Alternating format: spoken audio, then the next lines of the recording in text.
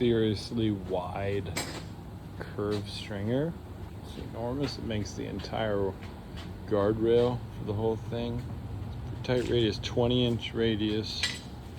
Thing is enormous.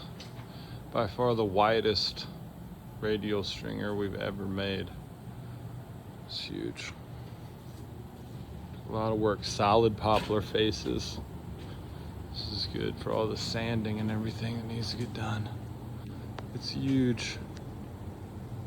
And then this big wall is for the outside. Much bigger radius. It's gonna be really long, but 220 inches.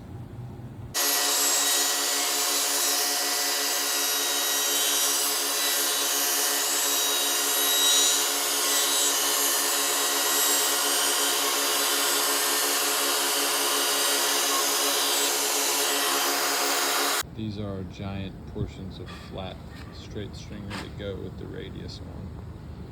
Big, 1.5 inches thick.